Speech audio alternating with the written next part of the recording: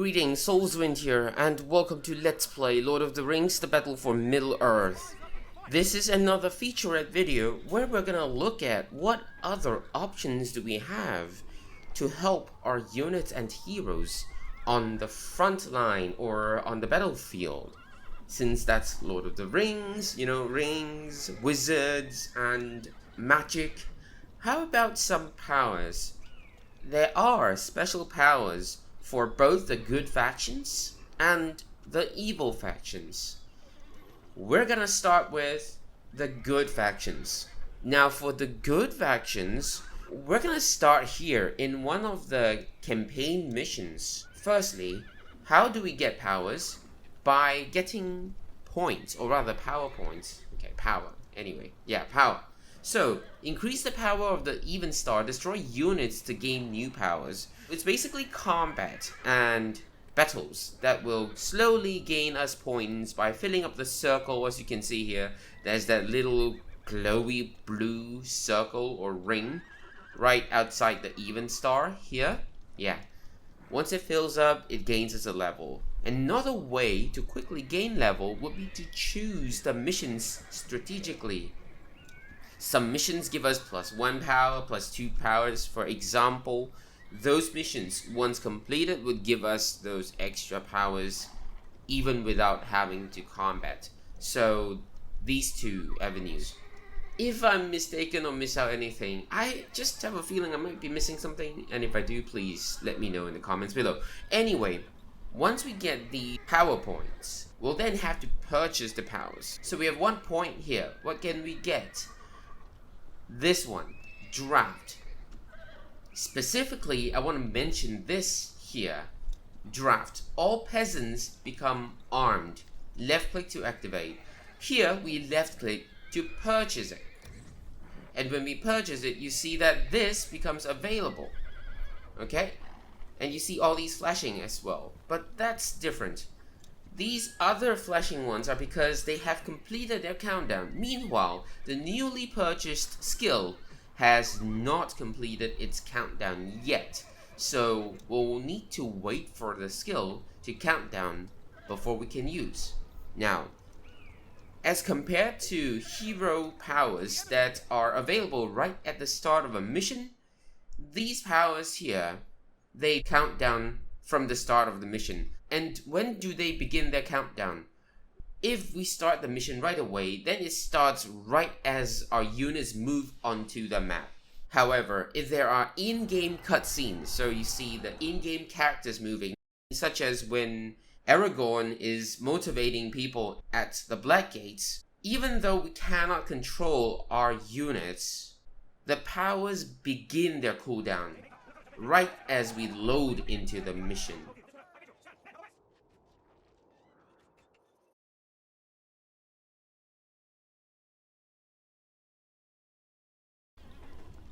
Okay, that said, I want to specifically address draft, because draft can only be addressed with the Rohan faction.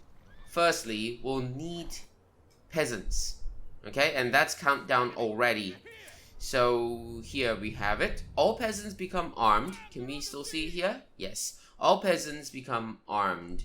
They're attacking us, whatever. Group 1, send them over and fight, or use some powers. Okay, we have already seen how powers work, so you know what, just use our power. Don't trouble our units. Use the powers. Sometimes we need to find a suitable location to cast the power, but yeah, we have been using these in the course of the campaign, but here we are only going to focus on draft. All peasants become armed. So look at these peasants over here. They are unarmed. However, if you were to click on this one, okay, this is a click to activate,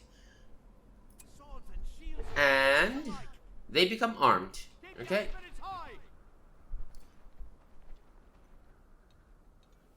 Drafted. Plus 25% armor, plus 100% damage. So that's the difference there, okay? After using draft, the power cools down and then it's ready for use again. And why do we need it? That's because newly trained peasants will exit the farm unarmed again. That's why it has got a cooldown. But this cooldown is very, very short. The draft cooldown is only 1 minute. And it quickly gives us a sizable or rather significant fighting force if we do have quite a number of these peasants. So they don't do a lot of damage, but double whatever they did is definitely useful.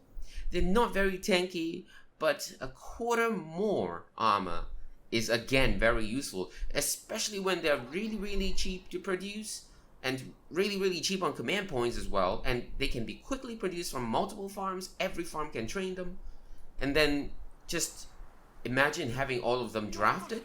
Yeah, that's gonna give a lot of fighting power. So before using the draft power, these Rohan peasants were unarmed and unshielded. Now they have a sword and a shield. Can they still receive their upgrades from the armory? Well, they can. We can still purchase the forge blades for them, the heavy armor for them, and of course, as soon as the banner carrier upgrade is available, that can be purchased too. Why? That's because the forge blades do provide them extra damage, and heavy armor provides them extra armor, while this increases their levels. So they get a lot more powerful when we have got both the draft as well as these upgrades. So you can see here now, they have a plus 25% armor and a plus 100% damage, and then heavy armor affords them another 60% armor, forge blades another 50 damage, and on top of that they can recover their units through the bannerman. So this makes them quite a significant fighting force. I didn't want to showcase draft in the units featurette because I want to have it separately mentioned in the powers episode, or rather, yeah, here, the powers featurette, because they're separate things. So only when I'm mentioning powers, then I'll talk about it, because there's going to be quite a lot of overlaps.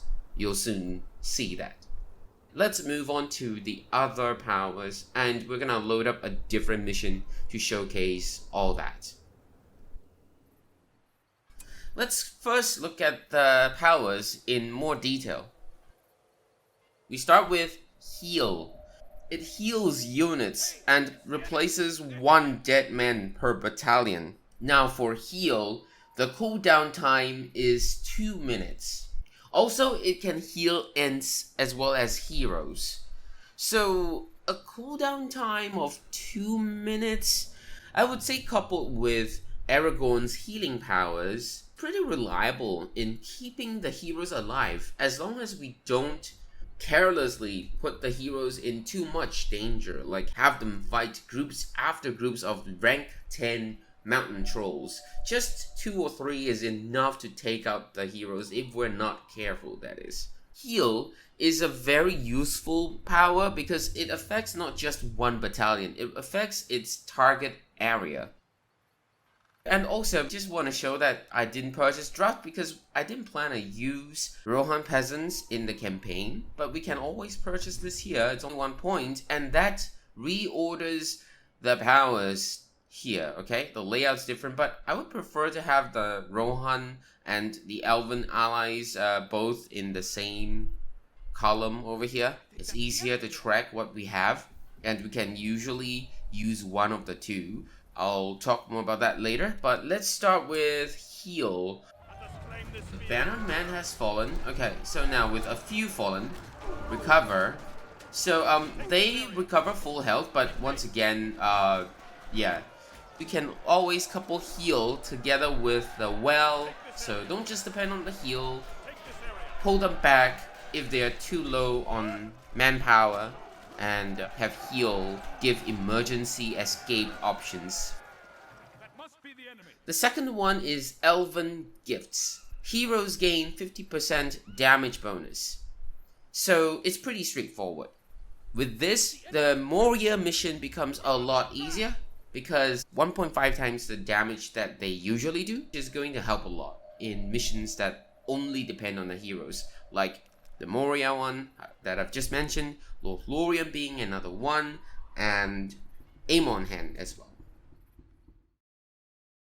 Power of the Istari is also very straightforward. It's a plus 100% damage from Gandalf's powers. Well, we can only see that it's plus 100% damage from his powers, but we cannot see how much damage each power deals. Let's now focus on the more important part of this skill, that is, powers recharge twice as quickly. Now, what does it mean by twice as quickly? Do we want to be too concerned about how many seconds it takes to cooldown? Well, I mean, this was 60 seconds Wizard Blast, okay? So, twice as fast would be 30 seconds, alright? So, how is it represented? Well, once you click on this is click to activate. So, where are you? You're here, right? Click to activate. This is 360 seconds. Click on this. I know it doesn't do anything here because it's all friendly. Look at this. It starts the countdown or cooldown at half already. So it's pretty straightforward. You don't have to work backwards, be like, okay, a quarter. How many seconds does it refer to previously? How many seconds does it mean now with the power? No. All you need to know is that because of the power of the Istari, it starts at half. The cooldown starts at half. So that's quite a good design here, making it easily visualized. The next power is Elvenwood creates lush terrain. All ally units gain plus 50% armor. The units are standing on that piece of Elvenwood land, then all those units gain plus 50% armor. All enemy units lose all leadership bonuses. So if they are standing there, they lose leadership bonus. It also does not affect heroes, so it doesn't affect our heroes, the allied heroes. They do not gain that bonus. Only the units do. On top of that, it also does not affect enemy heroes, so the enemy heroes do not lose the leadership bonuses on themselves. Neither does units standing under the Eye of Sauron, because the Eye of Sauron, from what I've noticed, is a hero unit because it has a hero emblem at the bottom of the screen when you summon that. The Eye of Sauron provides some leadership bonuses and whatnot. So, from my observation, it seems that if the Eye of Sauron is cast upon the enemy units standing on the Elven Wood area, that actually still provides the leadership bonus of the Eye of Sauron to those units standing on the Elven Wood. So all enemy units lose all leadership bonus, but if you cast the Eye of Sauron power on those units, then those units still gain the power from the Eye of Sauron. I might be wrong again, so let me know if I am wrong. Also, Elven Wood overrides the evil faction's counterpart, that is Tainted Land. So if you have Tainted Land on a piece of land and you cast Elvenwood, then Elvenwood takes priority and Tainted Land gets wiped away.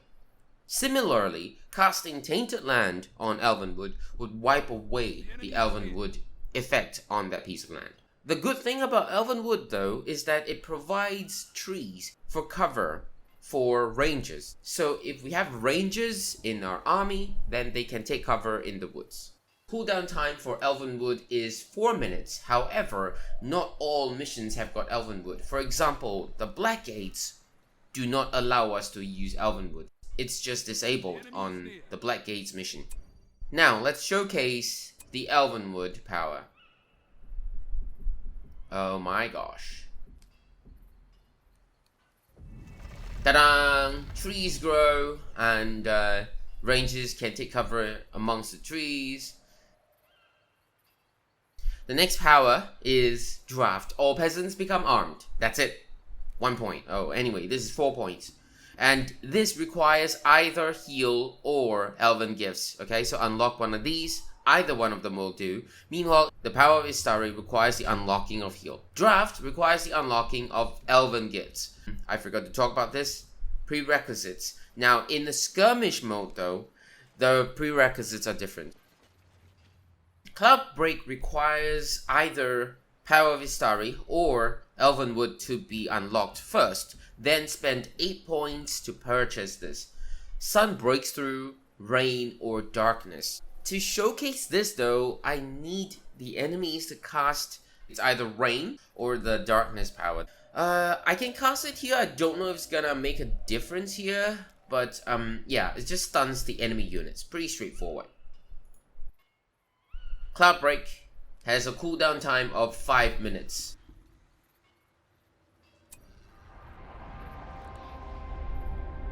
We see these sunlight shining through, but it doesn't really make much of a difference unless we have the darkness effect. So we'll leave it at that. The next power, Summon Elven Allies, summons a group of elves. Firstly, it requires Elven Wood to be unlocked before spending 8 points to unlock this skill. This is very powerful in that we can quickly summon reinforcement units to defend an outpost that's been attacked, or a settlement that's been attacked, or even a base that's been attacked, without having to withdraw our units on the front line. It summons 3 groups of Elven Warriors. Let me show you. Click on the power, right click.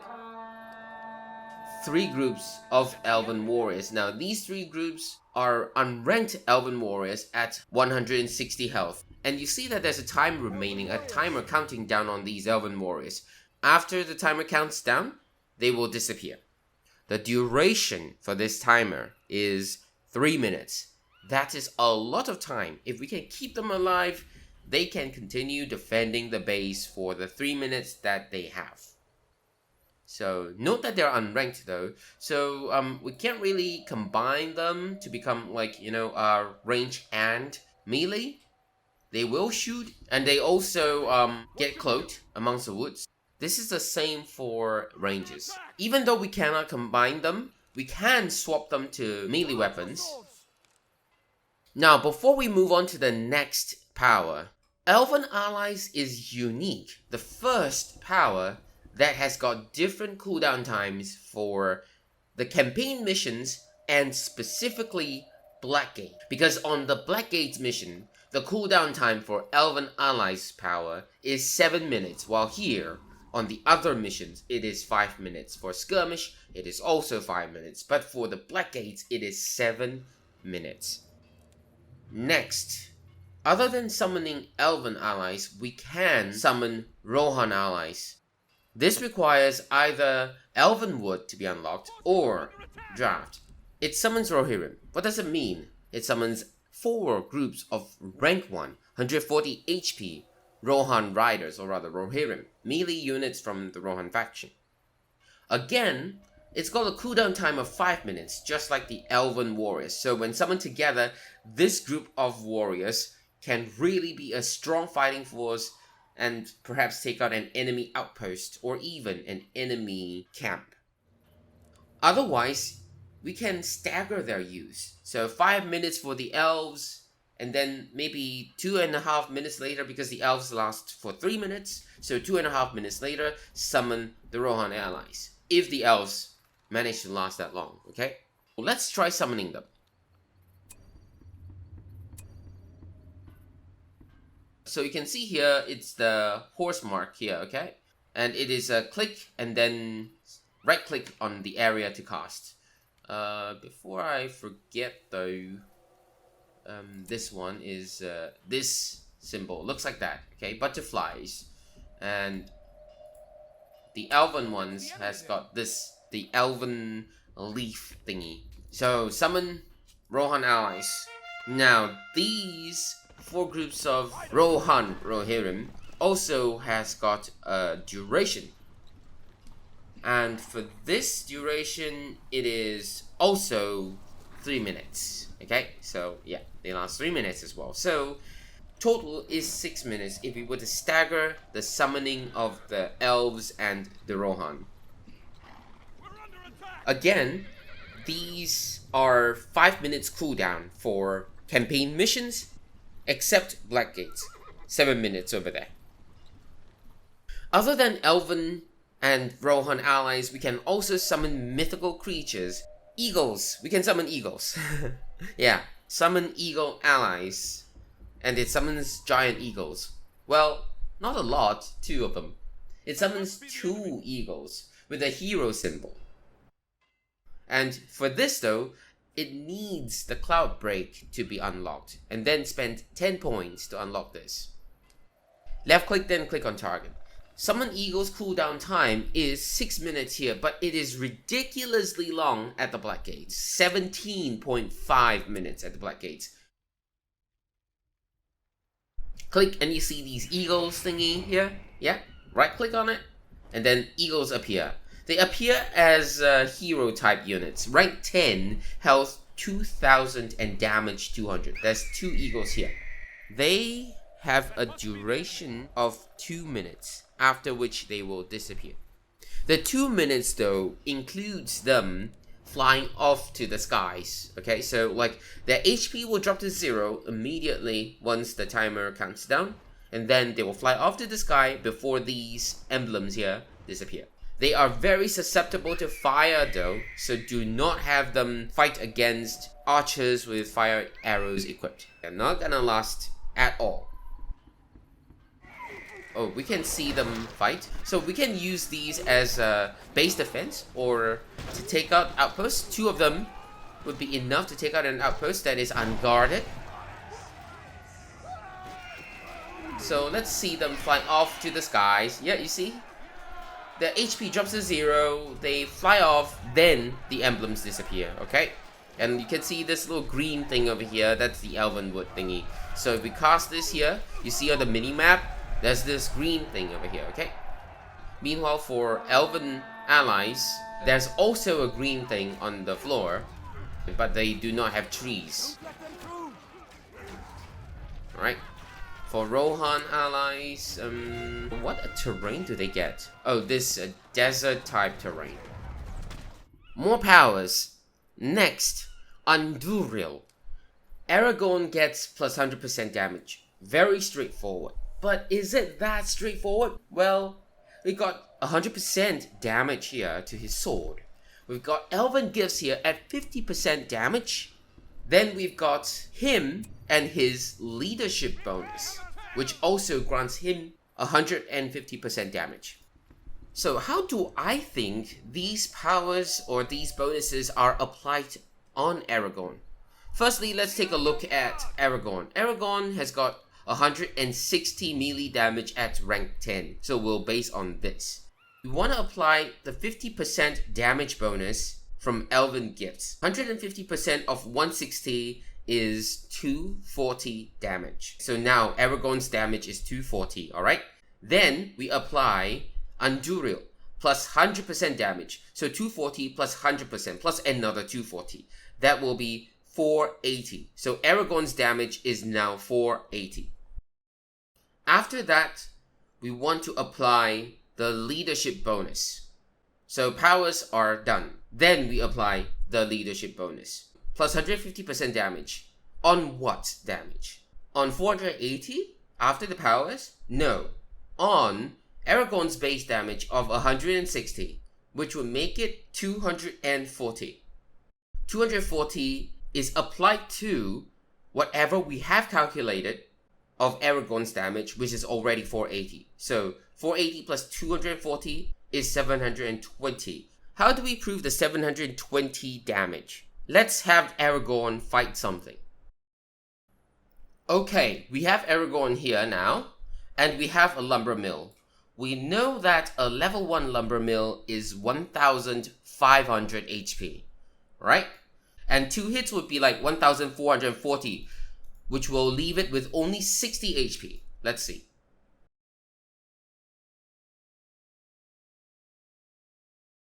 One hit and 2 hits. Okay, leave. And you can see that it's so little bit of HP left, which is about 60, shall we say? So that puts it at 1440 damage, which is kinda reasonable because we can't really tell what damage is dealt, right? So suppose it's 1440, leaving only 60 HP here. I think this sliver of HP on the HP bar seems to indicate that 60 out of the 1500. Fair enough? I would think so.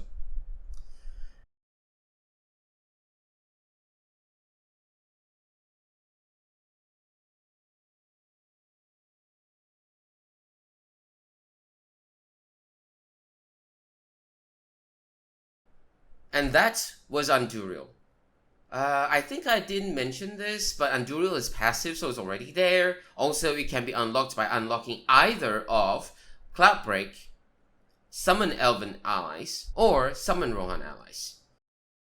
Next, we can summon more mythical creatures, or rather not exactly walking trees. We can summon Ant Allies. We need Summon Rohan Allies unlocked, and then spend another 10 points to purchase this power. It summons ants. Left click and then right click on the cast area.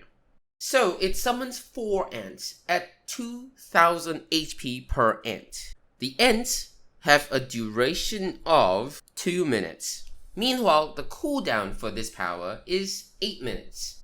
At Blackgates, is it ridiculous? No, it's also 8 minutes. So thankfully, cast it over here. That is the ant mood, the shape of the ant mood.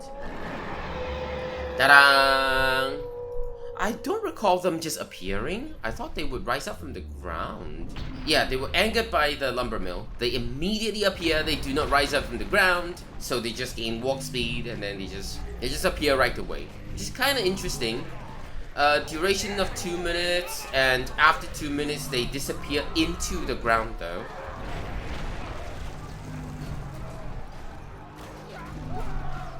Alright, time's up. And they disappear into the ground.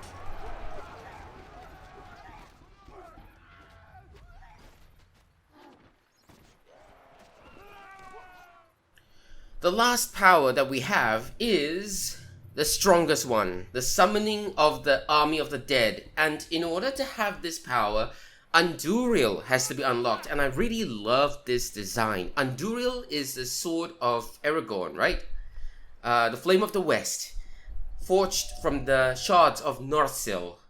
Aragorn holds this sword, and he proves himself to be the heir of Isildur, and he can hold the oaths of the traitors fulfilled if they were to fight for him.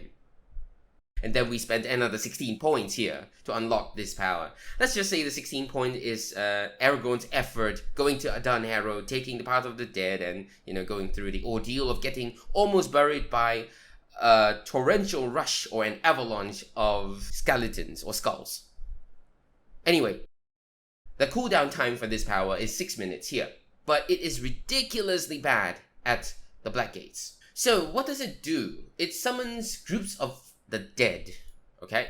It summons 6 groups.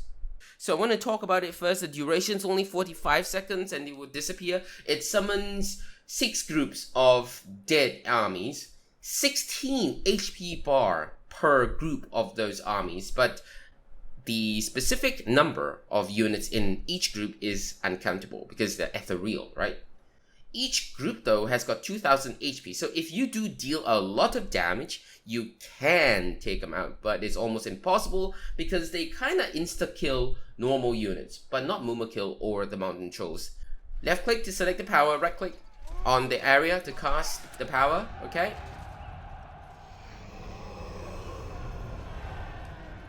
You can see them just walking over the units, or rather the enemy units, and then immediately taking them out.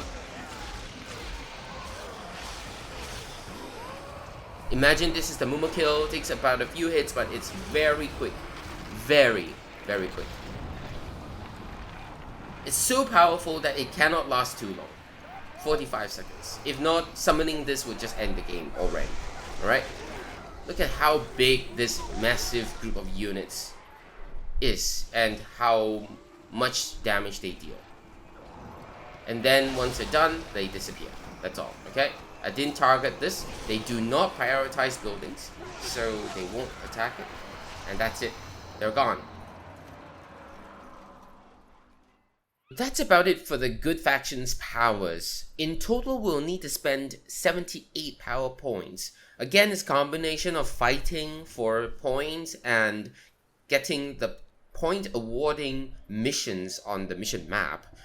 But can we farm points though? No, not exactly, because each mission accords us 1 point. After that, it gets very difficult to gain the EXP, this circle. It fills up very quickly for the first point. Thereafter, it's almost impossible to fill up for the second one. at least from my observation. Now, this is a skirmish mission. As you can see, the layout's very different. We have a lot lesser skills. So depending on the faction, some skills are available, or rather some powers are available while some are not. Even the power points required are different. And the prerequisites, or the skill tree, or rather the power tree, is laid out differently. Okay? So let us unlock some of these things. Look, it's so simple, right? Click and unlock, but I have got footage showing that clicking on these still spend the power points, but do not unlock those powers. It's a bug. So save the skirmish mission, leave it, load up a campaign mission, bring up the power menu, make sure that it's all there, then load back the skirmish mission. It should work.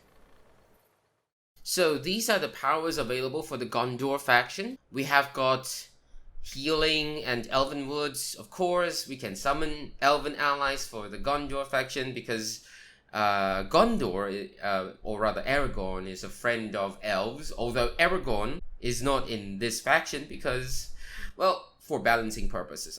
Definitely Gondor can summon Rohan allies, right? And we have Gandalf here, so Gandalf's powers will be here. Cloudbreak is a pretty standard weather-related power, so it's here. Summon eagle allies, well, I mean, Gandalf's here. Gandalf can summon the eagles. Usually it's Gandalf summoning the eagles, so yeah, it's here. And Army of the Dead, end all to the mission. The strongest powers, just like how I would think Balrog would be available for all evil factions. And for the Rohan skirmish mission, we've got Draft, we've got Heal, we've got Anduriel, and Summon Allies, and then this one, and this one, and this one, and this one. And look! I didn't really need to cut in the footage, but you can see here that we did not get everything. That is a bug. Something happened, and we don't get the powers here. We get only some of them. So let me reload the situation where we do get all the powers here, okay? Just to show that it is possible. And we're back. Let's try again. Unlock. Now it works. So you see, there's a bug. Simply load up a campaign mission and then come back again, okay? But remember to save, of course. We got Draft. It's available here because we have Rohan peasants, so we can draft them. Heal is pretty standard. We have got Anduril because Aragorn's here. We can summon Elven allies because, you know, they did arrive to Helm's Deep, so this is still available here. And Elven Wood is available here because, you know, Elven allies, so Elven Wood's available here, yeah. Cloudbreak, quite standard. And then, of course, Ent allies because while Helm's Deep battle is fought, Forest of Fangorn fought his own battles too against Isengard. And then this one, a means to end it all. To fight against Balrog, I guess. Now that's about it. The good faction's powers in Lord of the Rings Battle for Middle-earth. I hope you found this episode helpful and the information useful. I might have, or most likely would have, made some mistakes or forgot something. So if I did, please let me know in the comments below. But thank you so much for watching this episode, and I hope to see you in the next one. That's all I have for now. Have a nice day.